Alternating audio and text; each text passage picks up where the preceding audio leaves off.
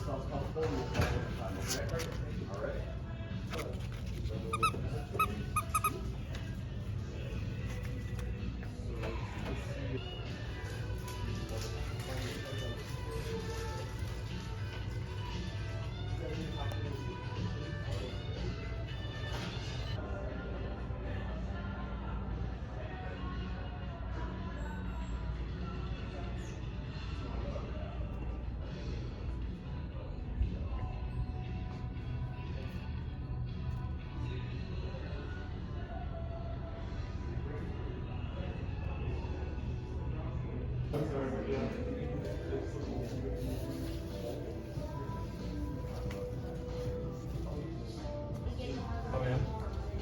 we went to, we're at the Daytona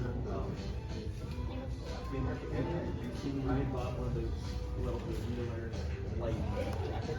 Yeah. Like a light one. And it looks so good.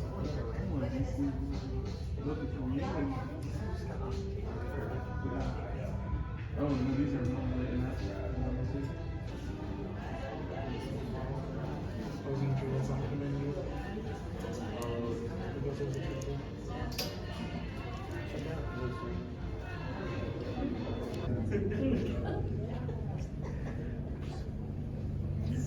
Right here.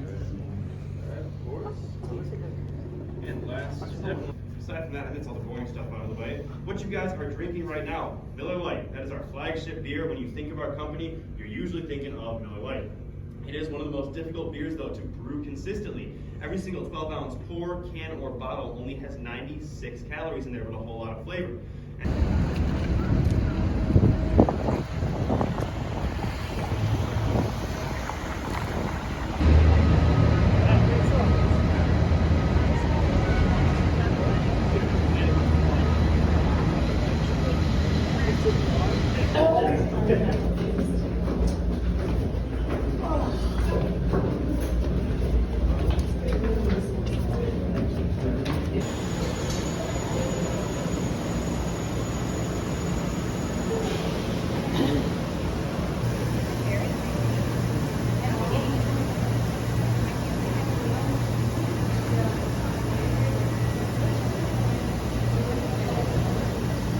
Use to make alcohol. So when we are malting our barley, we're turning that kernel or seed and making it spring, so this allows for it to grow. So barley must go through 3 distinct processes: steeping, germination, kilning. Once it goes through all 3 of those processes, the next step is going to be milling. So we're going to grind all those starches and grains down while keeping the husk intact. So this result is going to be called grist. The fields and perform rub tests in the field to make sure they have the perfect aroma. But for some of our other products, such as Miller Genuine Draft or Miller High Life, we get them from a special house company called Watertown Hop Company. And these hops are clear like sable, so this allows us to store our products into clear glass bottles without needing like a line to garnish on top.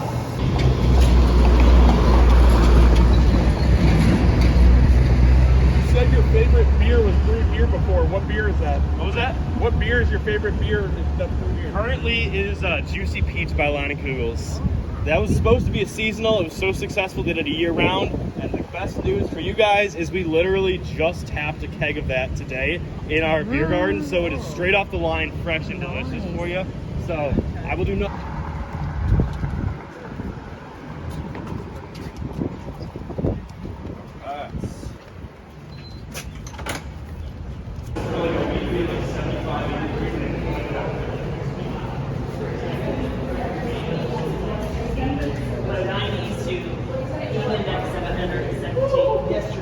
Good Lord. Yikes. You folks can feel free to head down below. That is, I couldn't do either. To the history buffs in the crowd, some may notice that actually predates when Frederick Miller came here. The caves do predate the Miller Brewing Company. They were started by 2 guys when they started up the brewery. You saw the building up at the top of the hill, the Plank Road Brewery back in 1849. That was started by 2 guys. We had Charles Best and Gustav Klein.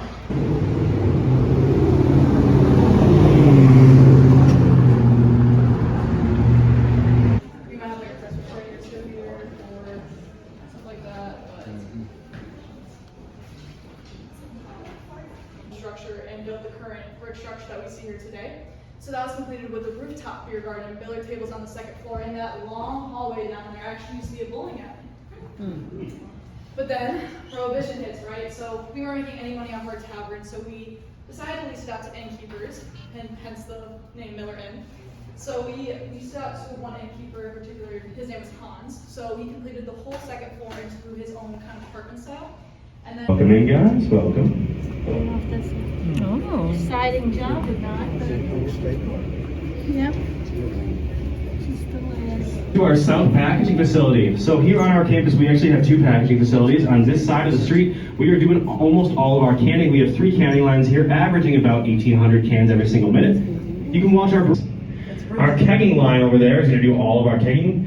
Here at our Miller facility, we have about 60% of our product going into cans, 30% into bottles. That last 10% is all that we are using for kegs. But do not worry, we are still making a lot of kegs every single day, roughly 12,000 kegs every day. Kind of along the wall, it's labeled Barry Wemiller.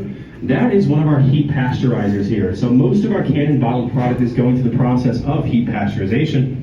In that process, we're going to take the beer from its filled temperature, which is between 32 to 38 degrees, and we're going to heat it up to 145 degrees for a half hour. Then we're going to cool it back down to room temperature. That is going to achieve a couple of things. First off, it's going to eliminate any impurities, any microorganisms in the beer that may cause it to spoil faster. It is extending its shelf life, and it's also going to allow us to shelf ship and store that beer without refrigeration.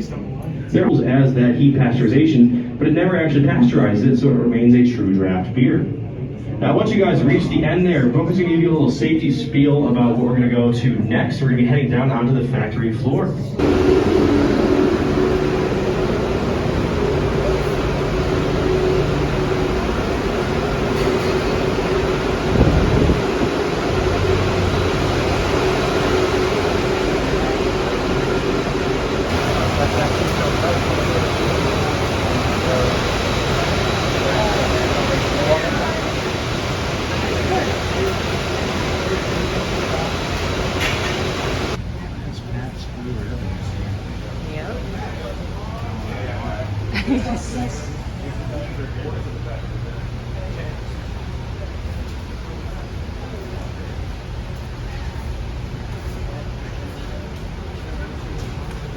For 36 hours, so we are constantly moving out this beer every single day.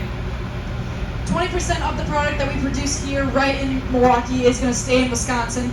The next 40% goes out to a 10-state radius. Any guesses where that last 40% goes to? Chicago. Not Illinois, just Chicago. We also ship 100% by truck, and we have 23 loading docks on the back of this building. Each truck can hold about 2,000 cases, so you have on average. Brooke, if you did not enjoy the tour, I'm Bob, that's Kim. As you can tell, our boss at least. But yeah, we really do appreciate it. A couple things though, while I do still have a captive audience as we're heading back, and I do have a microphone still. First off, we're going to be walking around the visitor center.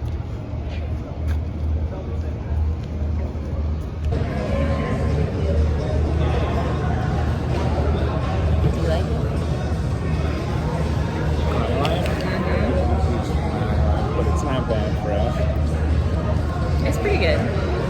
It's light. It's fun. It's yeah, okay.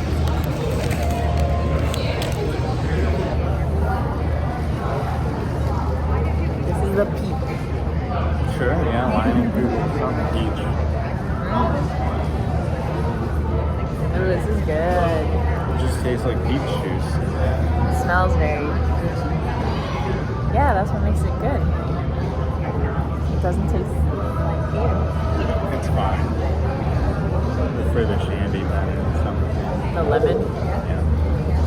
This is good. And the first one was the Miller High Life. How does the lemon taste? It's The same. delicious, yeah. Is it better than the one at the stadium? It's draft, so it's better. And it presumably it's fresher.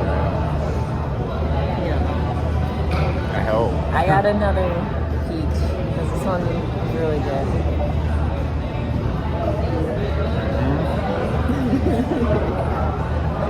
You're not good at this. The free glass. Oh, it's the girl. High Life Brewing Company. Can you see?